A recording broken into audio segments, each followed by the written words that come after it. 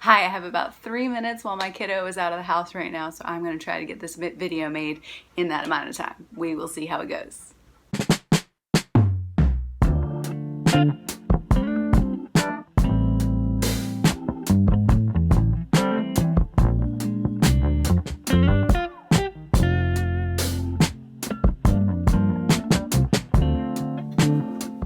Alice, everyday paint.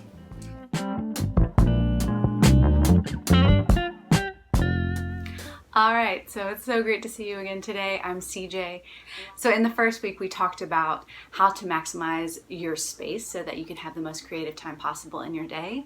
And then last week, we talked about how to incorporate your kiddo into your creative process, which that can really help increase your creativity as well if you're feeling like your creative life doesn't necessarily have to be separate from your family life. If you want to catch up on those past videos, feel free to click the links below. I'll have them in the description box. This week we're going to talk about how to let go of your expectations for your creative life.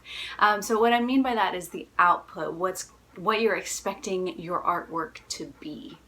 So I'm going to give you 5 quick tips. So our first tip is going to be to create a set of basic constraints for your creative process. So what I mean by that is create some rules for yourself so that way you're not having to show up at your new piece and have to decide everything all over again. So to give you an example, my constraints that I have is I have a basic process for how I like to start a piece. So what I do is I allow my kiddo to work. You can see this piece in process behind me. I allow him to work first.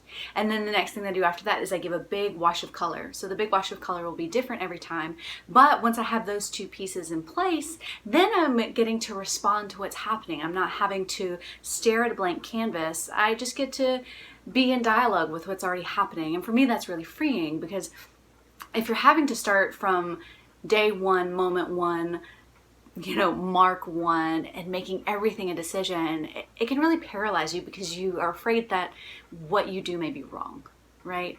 So having some basic rules for yourself, whether that's, you always put one color down first, or, you always start with a specific pattern, or, you always start in 4/4 time, whatever it may be, starting with some basic rules for yourself can really allow you to enjoy what's possible within those constraints. So step number 2 is going to be to stop trying to visualize the final product.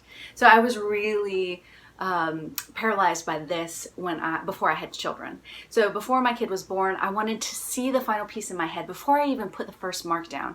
And if you can't see the final piece in your head, you won't start. Or if you do and then you start and it's not going the way you want to, then you don't want to keep at it. And that's just not good all the way around. So what I would say is, for you to be able to stop trying to visualize the final product, one of the best things to be able to do for yourself is to start by just doing a timer and just doing really small pieces for 30 seconds or a minute to help break yourself of that habit. So that can be drawing from life. If you have experience with that and you like doing that, that's one thing. Another thing is just to maybe you have a set of pencils in front of you of different colors and you roll a dice and you have to pick up a pencil and just use that pencil in your drawing. Another option is if you like to work with mixed media and you have a lot of different types of materials that you like to work with, maybe you put 2 materials together that you are not used to using together, and then you forced yourself to use that for 5 minutes or 10 minutes at a time, rather than trying to do an entire piece. But just to help break yourself of that expectation of yourself that, I do portraits and this is what my portraits look like, which can really dry up your creativity. It can make it boring. And if that's where you're at with trying to approach your creative life with your kid at home, it can start to feel like, I'm just not going to do it because I can't do it in the way that would get me to that final product. So that's what I'm trying to help you unlearn, is you need to be in your creative life every day. You need to be setting up your space. You need to be incorporating your kid, but you also need to be making work that feels fresh, and not denying yourself the joy of making creative work because you're afraid that you're not going to be able to do it in the way that you used to, right? Okay, so step number 3 is going to be to try to tackle the areas that you usually avoid. Tackle them first. So I know I'm really prone to this. What I'll do is I will love to do all the big colors first, and then I'll do my drawing and I'll do all the big shapes first, and then I'll leave like the face to the very, very end. And what I've noticed is that when I'm doing that, I'll get really excited for the first couple weeks with that piece and get really far into it. And then when I get to like the face or the hands, I'll really slow down. The progress will really slow down and I'll start to procrastinate because I won't want to do it, right? So what I would recommend is if there's a part of your process that you really don't like, and you know that if that's left to the end, it's going to take you a lot longer to finish because you're going to push it off, I recommend try to tackle that first. It doesn't mean that you have to do it perfectly and that you can't come back to it.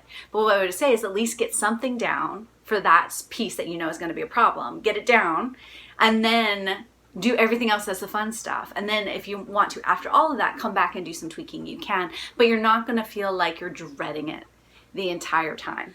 Okay, so step number 4 is going to be fall in love with the process of making.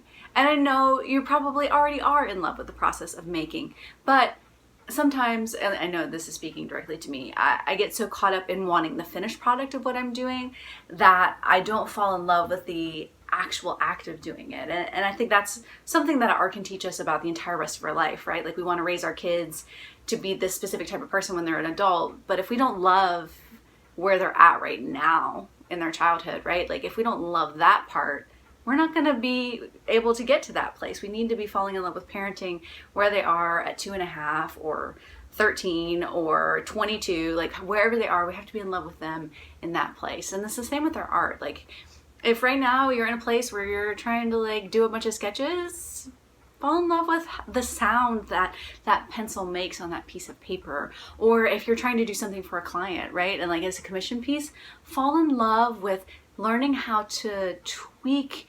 the color theory in your piece, right? Like getting just the right purple and just the right yellow so that it feels yummy even though you may not have control of the entire piece, right? Or if you're working on really large work like I am, don't get lost in the nitty-gritty. Enjoy the big strokes and the big way of being in that piece, right? When we get lost from the process and we get hyper-focused on the result, we lose the joy, not only in our making, but we lose the joy in our life. And I think that's what I'm really trying to do in this entire series, is to help to bring joy back to the relationship between you and your creativity. That's what we're doing in this whole series. Okay, so we'll go with step number 5. So when at all possible, and it may not always be possible, but when at all possible, connect the outcome of your creativity, your paintings, your music, your writing, whatever it may be, connect it to a greater social good. So whatever that means to you, whatever greater social good you would like to invest your creative energy into,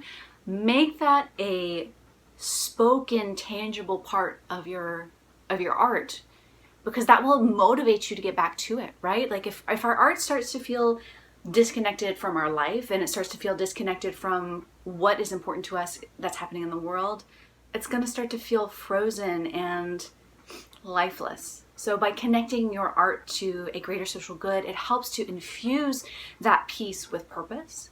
It also helps to motivate you to finish it and get it out into the world because it's going to be part of this bigger conversation. And so I deeply recommend, whatever your creativity is, to connect it to something beautiful that you want to support in the world, a change that you want to see, a cause you want to support, whatever it may be. And that doesn't mean that necessarily the subject matter has to be about that, right? Like, but it can be that some of the funds from the sale go to it. It can be that you use it, you give it away for free to that cause. Or it could just be that you use it as a jumping off point in your conversations with your kids or with your community about that topic. So however you can integrate it with that social good, it'll help you to have the fire to finish the piece, and that will show up in the quality of the work. So those are my 5 tips today. I have had such a blast having these conversations with you. So again, if you haven't watched all these videos, the links are below. I'd love for you to be able to watch them all. I'd love your feedback. Like, tell me in the comments below what helps you to let go of your expectations of your creativity. What gets you on fire when you're wanting to get back into the studio? Tell me more about you. I would love to hear more about you. So I'm really excited to have wrapped up this series. I look forward to letting you know what the next series is going to be here very, very soon. And I wish you all the best.